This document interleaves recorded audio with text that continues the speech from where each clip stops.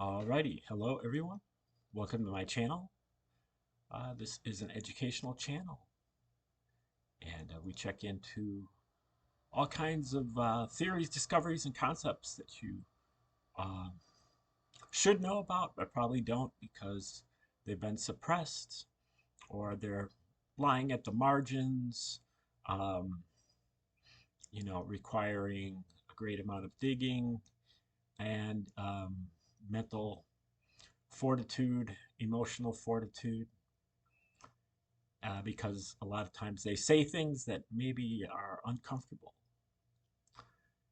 And this segment is called the Q-tip of the spear, where we look at the coverage of the info war between the globalists and patriots that is worldwide and that is going on primarily fifth uh, generationally, meaning info wise. Occasionally it breaks out into a little kinetic stuff, but it looks like the Patriots are going to win. Uh, it's like they're ahead by, 28 points in the fourth quarter. And this, uh, I think, requires that the Patriots kind of reformulate their plans because they mostly are still, you know, fighting the info war. Being on social media and talking back to the libtards or whatever. And I don't think that's a good use of your time right now. The events have really already happened, and so people are kind of arguing about things that have already happened. And um, there's plenty of other stuff to do. In particular, shoring up your belief systems, your values, your uh, history, your heroes, your culture, your nation, your diet, um, your holidays and rituals, to make sure that these are also not infected by deep state, propaganda or psyops or hoaxes. And um, that would be a better use of your time. Um, Something that's related that I'm interested in is we look at the Old Testament of the Bible as it, especially Genesis, the first maybe 16 or so chapters of Genesis, uh, as this is some type of authoritative text, and uh, and the events like really happened. However, um, most people don't know somehow. Christians, Jews don't know that these biblical texts are not original.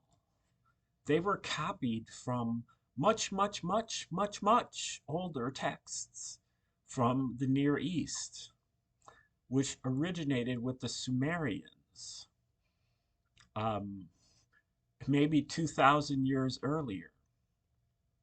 And the Sumerians left them to the Babylonians, left them to the Assyrians, and eventually they trickled their way into the Hebrew, Old Testament in the book of Genesis. The story of the snake in the Garden of Eden with Adam and Eve. Um, this is all, um, you know, replicated, not replicated, derivative of the Sumerian version, where there is a Garden of Eden, and there are characters there who, a snake and some humans, And the story is far more in the Sumerian, if you trust the translation there, which you should, because you trust the Bible translation. So, you know, it's only fair, right? And the story there is far more detailed. There's far more nuance and far more, facts that are given about what was really going on there. Um, and so it's crazy to me that people study the Bible and people who make their living studying the Bible, especially the Old Testament, that they have not studied the Sumerian, given that that is the original source and um, that comes from thousands of years before that, before the Hebrew. And part of the problem is that the Sumerian is largely inaccessible. There are only, a few hundred people on Earth that actually know how to read Sumerian, and that's um, makes it, very difficult to access, along with the fact that there are literally hundreds of thousands of clay tablets written in cuneiform that, uh, are Sumerian texts of all kinds of different varieties, and they are all, not all, but mostly untranslated. They're lying in uh, museums and university archives by the thousands all over the world, but especially like in London, in Baghdad, in Philadelphia. And so if you are looking for a job, you know, um, learn how to read Sumerian, which might take you a little while, but you will be in high demand because especially once people recognize the importance of these, that the Bible is actually, you know, derived from these scripts, from these texts, along with a lot of other things. They're not just talking about the origins of humanity, but of many different subjects: astronomy and mathematics and medicine, genetics. Um, you know, um, it looks like there is a project to put AI on the case for some of these texts, which makes it, which seems like a pretty good application of AI, because there's no way that humans are going to have the manpower anytime in the near future to translate these texts.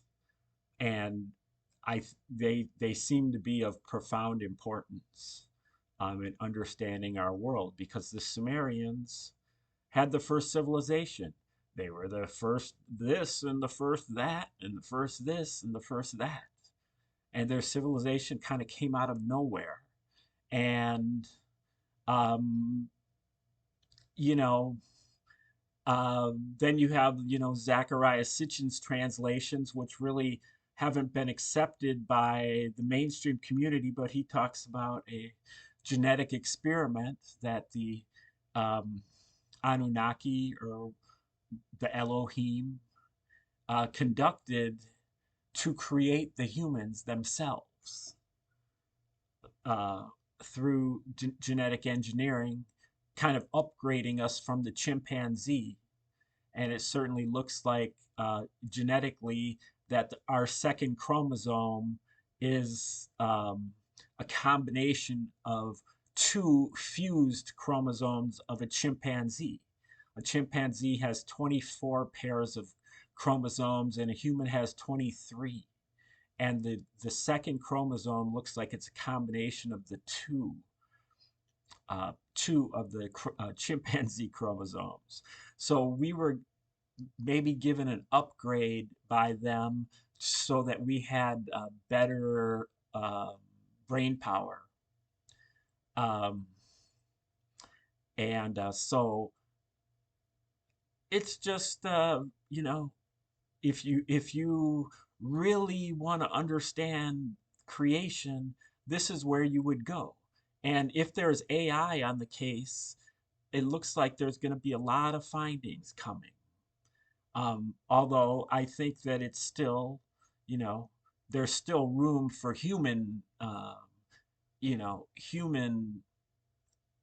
manpower there too. I mean, there are literally, hundreds of thousands of these texts, and they're really difficult to understand because they've come from so many, uh, such a wide range of time periods, dialects, and um, so it's very difficult to kind of collate them and understand them.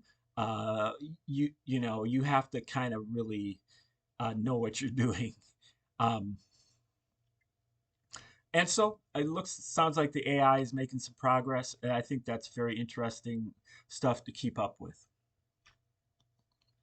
Okay, like, share, subscribe, comment, contribute, and come back tomorrow for another episode of the Q-Tip of the Spirit.